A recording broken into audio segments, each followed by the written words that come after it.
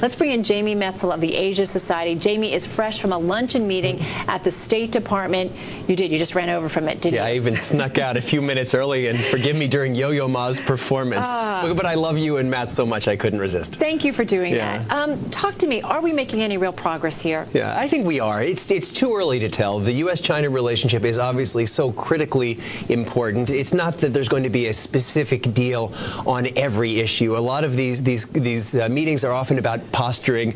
We say what our position is. They say what their position is. It feels so orchestrated. It's completely orchestrated. I mean, there are some face-to-face meetings where tough issues are being addressed. But the real work, these are kind of milestones along the way. And we need to mark where we are. We need to set a vision in big, broad terms of where we would like to go. And so we're talking about working together. But on specifics, we're not going to see a specific agreement on currency or on North Korea. But the question is, over the next month, 2 months, half a year, 1 year, are we going to see real progress? And if so, this will be a success. If not, all the pomp and circumstance won't amount to anything. Is it, Jamie, is the currency issue in your mind just a political one, just really a smoke show, or would it really make a difference if China allowed its currency to float and then gain some real strength against the dollar? Yeah. It would make a huge difference, not just for the United States, not primarily for the United States, but for the world. If you're a low or mid-end manufacturing country outside of China, it's really hard to compete on China just because they are so well organized. But if on top of that, the Chinese currency is 20 to 40% undervalued and you're floating your currency, you're never going to be able to produce anything other than natural resources again. And so it's absolutely critical for the health of the world economy that China, over time, doesn't have to happen right away, begins to float its currency. But that's not the only issue or even the biggest issue in U.S.-China relations. What is?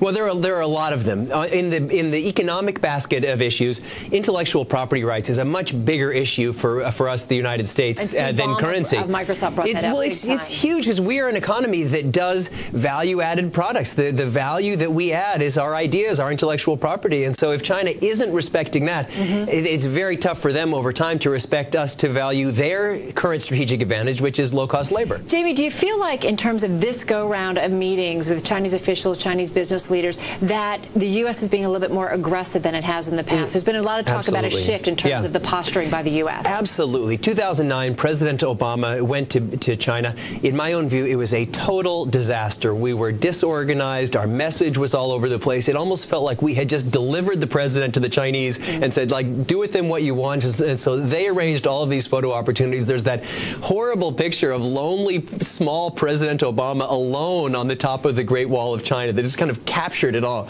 Then I was in Seoul last year for the G20. China we were putting all of this pressure on currency, and then a week or so before the G20, we announced our quantitative easing, which may have made perfect sense from an economic standpoint, but it completely ruined our position in terms of diplomacy. This time, it's been so much better. The United States is focused. The message is clear. There's been a rollout over the last week with Secretary Gates' remarks in China and Japan, Secretary Clinton. So well orchestrated by the U.S.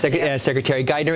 And we're clear of what we want. There's the economic basket of issues of level playing field for American investors in China, intellectual property, currency. There are the issues of nuclear non-proliferation, Iran, North Korea, and then the third thing is trying to talk with China about what kind of world do you want to see, and two, what are you, China, willing to do to help build it? Jamie, it sounds like a silly question in a way, but are they going to, President Obama and President Hu, going to be able to just chill out together for a little bit? Will they get to know each other socially? Will they drink beers together? I mean, a lot of times you read in people's memoirs that this is what really made the difference in international relations. Right. Yeah, well, I haven't spent a lot of time. I've only spent a very little time with both guys.